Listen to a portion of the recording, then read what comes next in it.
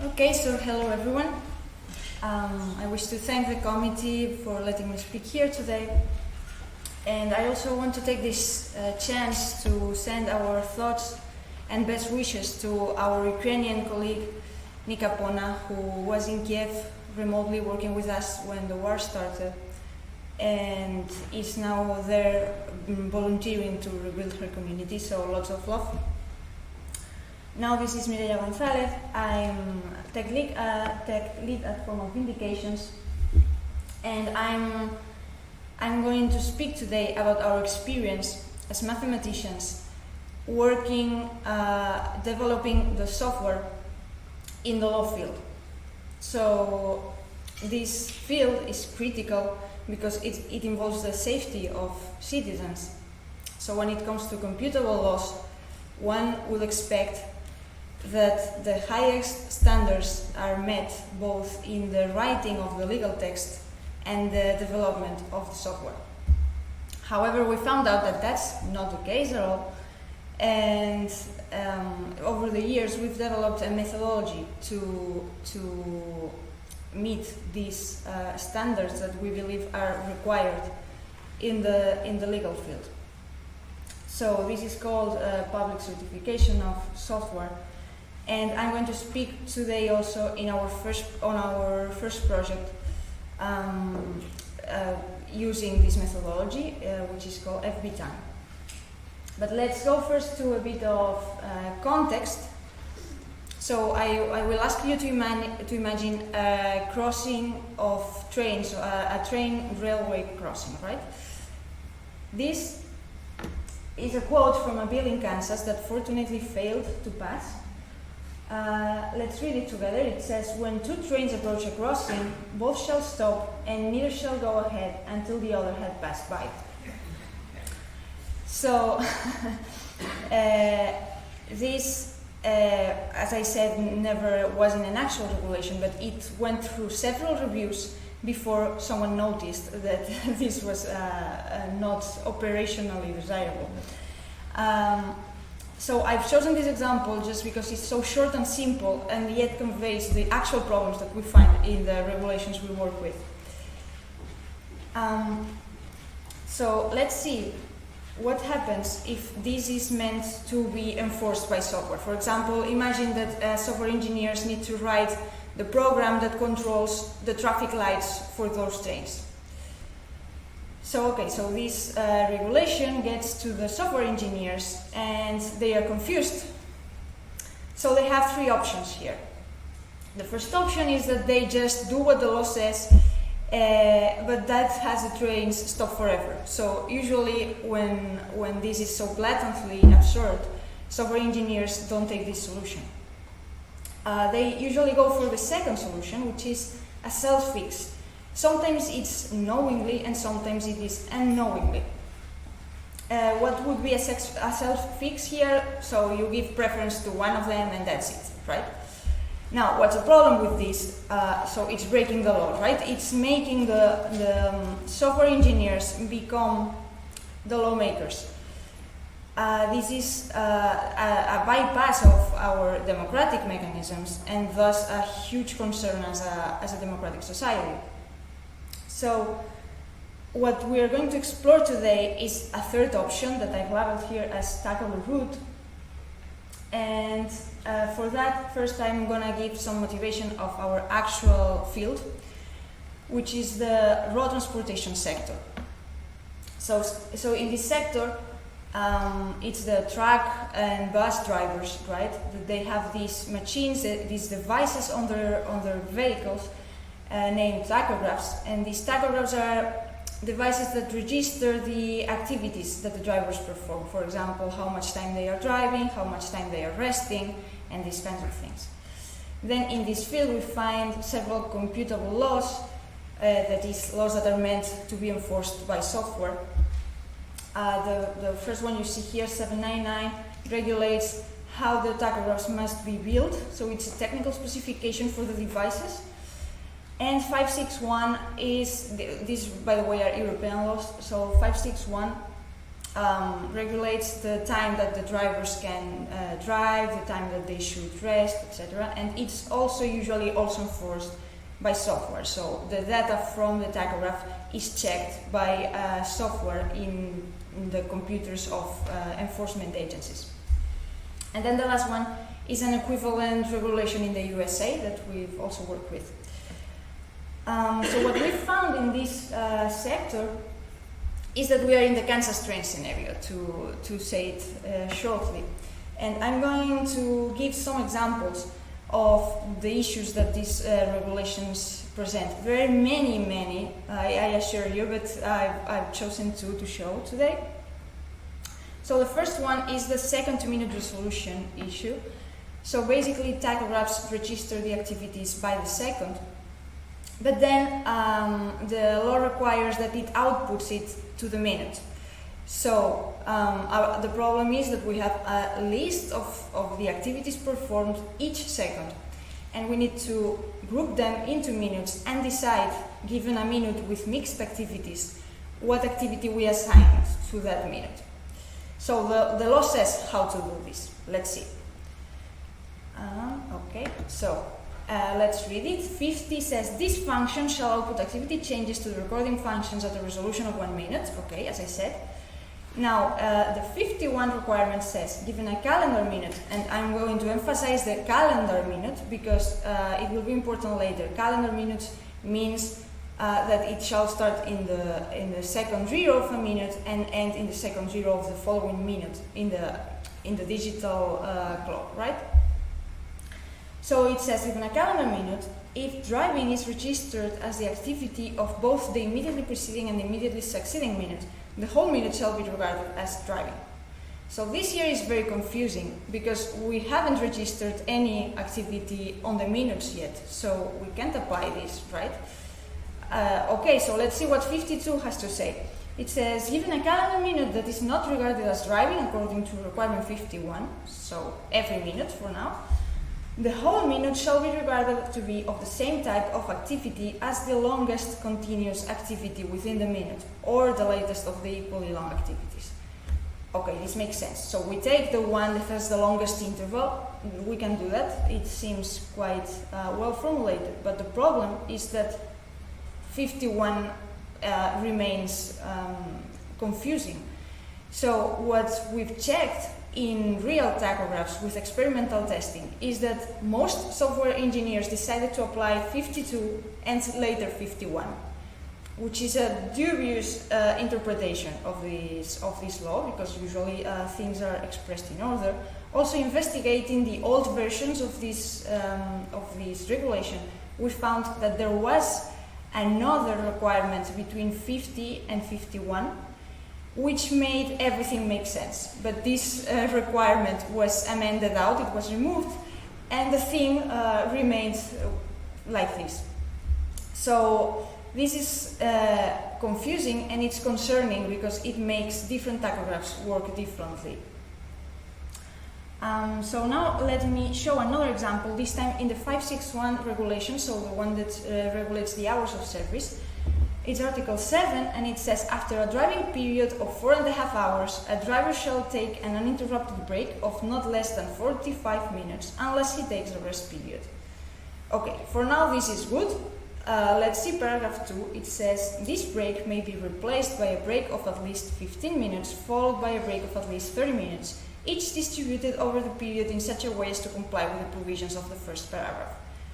So this again is confusing because we can't comply with the provisions of the first paragraph following the second one because they are mutually exclusive. So the formulation is very confusing. But also, even if we want to give a charitable interpretation and make this work based on some common sense, there are problems, right? Because does this mean that I can start by taking the small break of 15 minutes, then drive 4 hours and a half, and then taking the second rest of 30 minutes? This seems not to be the spirit, but it might be allowed. So this is again confusing and ambiguous. And we found in experimental testing again that different softwares implement these in different ways. So This is a huge issue because this software is deciding who receives a fine or who goes to jail even. So this raises some questions for us, some general questions. One of them is it possible to implement in a software anything that can be written in natural language? Because we saw that in natural language we can write contradictory things, ambiguous things, etc. So it seems that not everything can be implemented. Then our second question is, should the software engineers become the real lawmakers? Because this is what is happening with this ambiguous regulation that leave so much room to interpretation, but then are enforced by software, so they need a single one of the interpretations, right? And the third one is a broader and maybe deeper question, which says, what does software really do? I mean, we live in the era of software, everything works with software, and still we don't really know what it does, right? We just trust that it does what it should do, but in some cases there are critical systems, like, as I said, for the safety, legal safety in this case of citizens, but also even a context where human lives are at stake. So we really need to find a solution for those situations, right? And more or less common solution, I mean, it's not one that we've invented, is the formal verification solution, which we are all for. We are going to go beyond it today, but we are in the formal verification field. So, what's formal verification? In the black box, you can see the implementation or code, which is machine-like. So it expresses concrete operations that the computer must perform to do the thing. And it's meant for efficiency, and it's expressed for computers to be able to execute. So it's not something that humans can understand, not even software engineers. They can't look at a huge implementation and see, oh, this is implementing this law. So it's not something that you can immediately tell. Then usually in industrial developments, the implementation is just what it's done, and then they perform testing. So they check many cases, they check if the software is working correctly, and if it's working correctly in a bunch of cases, then they decide that it's fine. Now, for these critical systems, we really need a better solution, because that's no guarantee. So what formal verification offers is this new blue box, the formal specification side, which is an abstract or conceptual expression of what the code should do. So it's instead of how to do it, it says what to do in a way that could be understood by anyone. Only it is written in formal language, so really not so much people understand. It's a mathematical, logical language. Then in this context, what we do is we prove mathematically that the formal specification and the implementation correspond to each other. And this is a mathematical proof, so it's 100% guaranteed. In our case also, we work in the COG proof assistant, so this mathematical proof is computer checked. Now, this proof assistant is kind of a matrix, so we have everything in there. We have the implementation, we have the formal specification, we have the proof, but it's like another world. It's isolated somehow of the world of just running code. It's not efficient to run, so we need to take this implementation out of matrix to be able to run it in real computers. So this process of extracting the code from COG is called extraction, and is also a program that performs the conversion from COG code to OCaml or some language similar to OCaml that is used in real computers. So this is a software ready to run. Now, this new process of extraction, this arrow, is not yet formally verified. So since this is a program, it means that it could introduce new bugs in the code. But it will be very soon, and we're very excited today, my team, because we're listening to Yannick Forster from Mireia, who will talk about this after the break. So we're just postponing this matter now and focusing on the other part. So formal verification is wonderful because you can be completely sure of your proofs. So you know that the implementation corresponds 100% with the formal specification. But we argue that there's still a problem. So let's see what that problem is. In our field, for example, the designers of specs are the legislators, the lawmakers. And they, of course, can't write a formal specification because they are not mathematically trained to use a formal language. And similarly, the users, who are the enforcement agencies, the citizens, they can't read the formal specification, again, because they are usually not mathematically trained. Even experts may have a hard time understanding a formal specification, and they go through intermediate steps to understand it. So we're in a situation where we have the formal specification in a formal language, which is ideal to prove that it corresponds to the implementation, because mathematics only can work in formal languages. But then it is not ideal in the sense that it's not accessible for the users of this thing. So as our CEO Guillermo likes to put it, what can be understood cannot be proven, and what can be proven cannot be understood. That's the situation. So let's have a grasp on our solution. Our solution is introducing a new element, an interpretation, this new light blue box, which is written in different descriptive levels of language, so it gets closer to natural language so that more people can access to it and understand. So basically the interpretation says the same of the formal specification, but in a human-like way. Instead of the formal language, it uses something closer to natural language. Sometimes it cannot be 100% natural language, but something that people understand in general. So it says what the software does, but this time closer to natural language.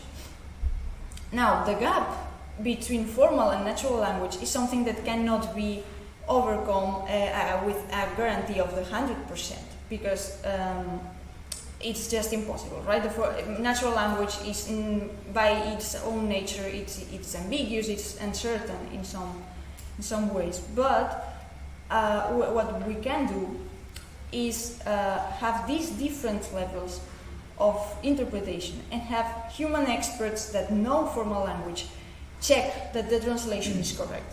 So we cannot overcome it 100%, this gap, but we can narrow it considerably. So this is what we call public certification of software, the joint of formal verification and having an interpretation of what's going on, checked by experts. So let's see exactly what requirements we have for public certification. Let's read them. First, it must be based on a formal specification and formal language. As I said, this is the only way to make proofs about the code. Now, the formal specification is mathematically proven to follow all basic mathematical properties like unambiguity, consistency.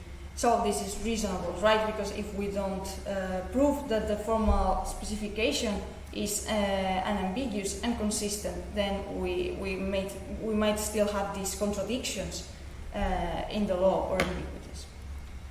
Then the formal specification follows physical and computational limits. This is to avoid that we are computing or trying to compute things that are actually undecidable or things like that. Fourth, the software is mathematically proven to follow formal specification. So this is the formal verification requirement, that we have proved that the code follows the formal specification, and we've done it with mathematical certainty. Then the fifth is that the formal specification has an equivalent formulation or an interpretation closer to natural language. This is what I showed in the picture.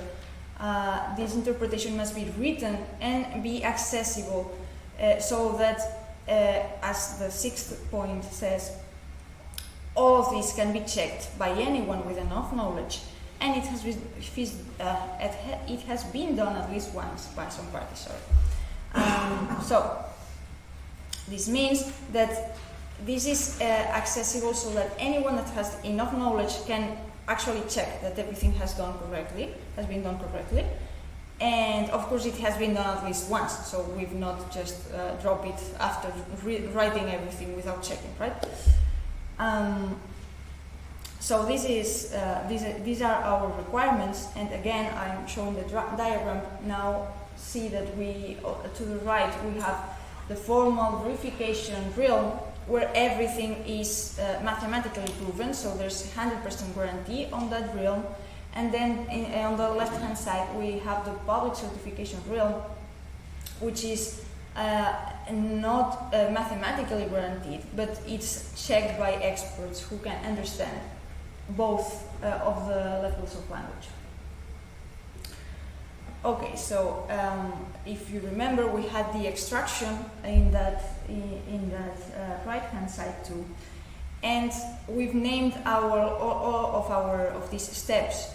We have sigma, the formal specification, pi, the implementation, delta, the proof that they correspond to each other, lambda is the extraction mechanism formally verified, and phi is the interpretation. So this is why we call our method the 4+1. Tuple method is +1 is because the interpretation phi is the only thing that is outside of metrics. So it's the only thing that we can't give mathematical guarantee, but we can, as I said, narrow the gap considerably.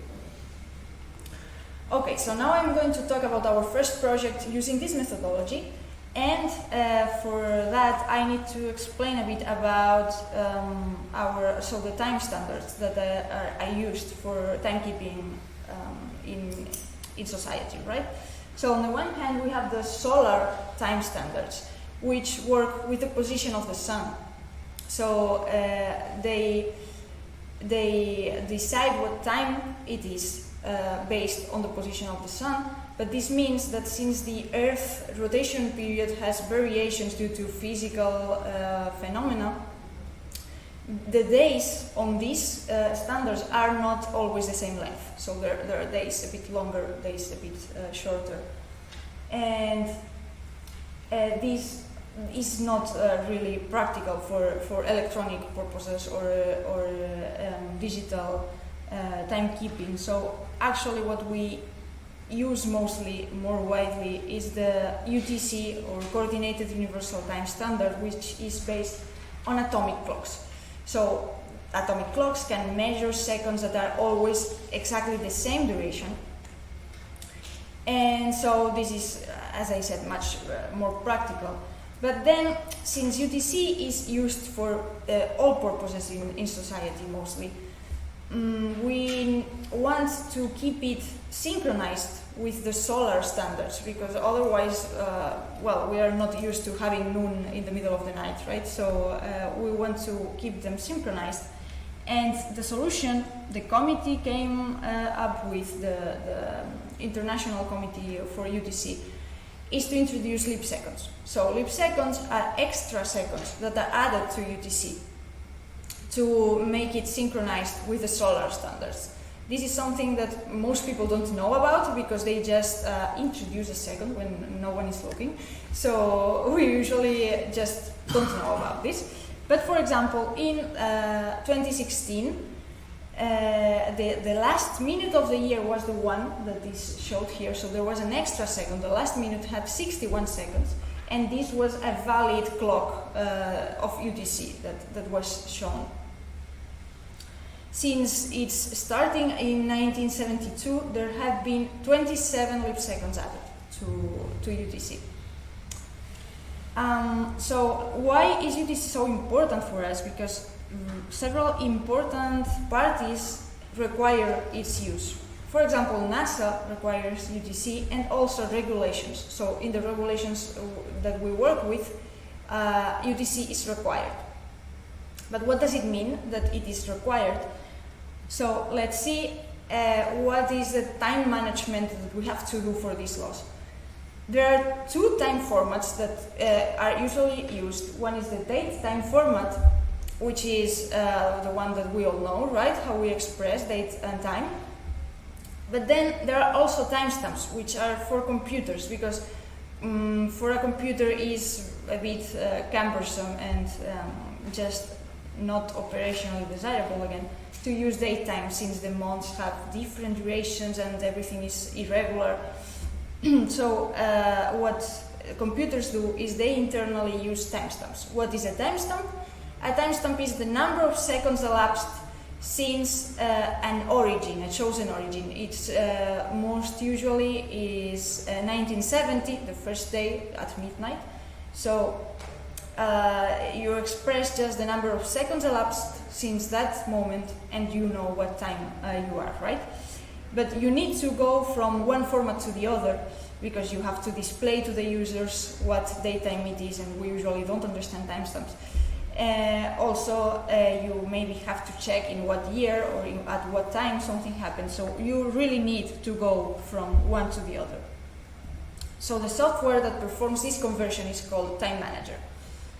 And we needed one of those two to compute the time of the drivers driving and these kinds of things.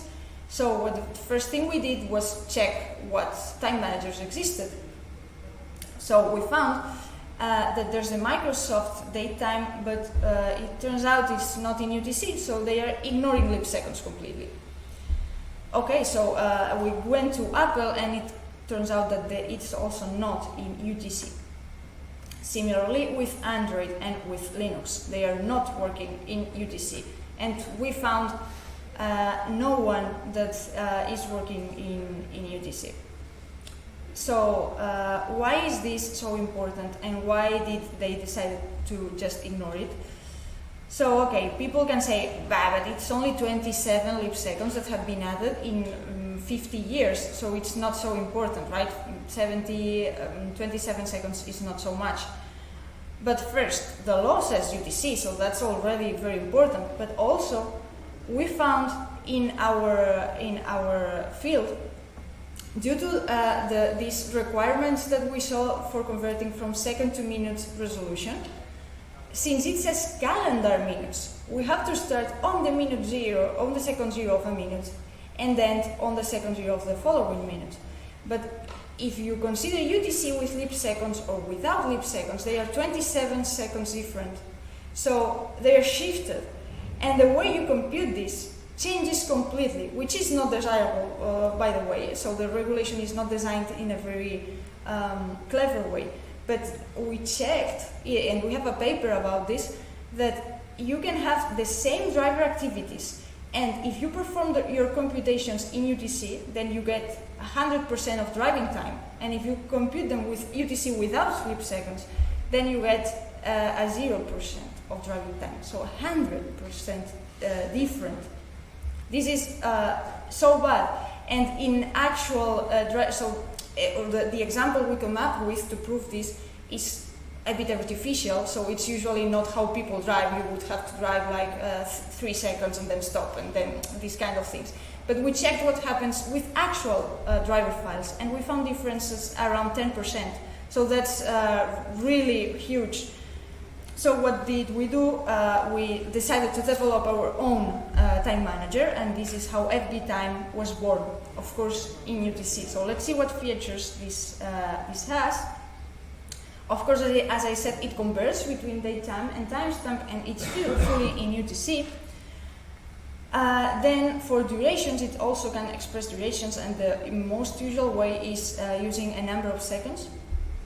But then we also wanted to have a standard corresponding to the calendar part, right? So we developed a formal calendar, which gives 6 numbers for years, month, etc.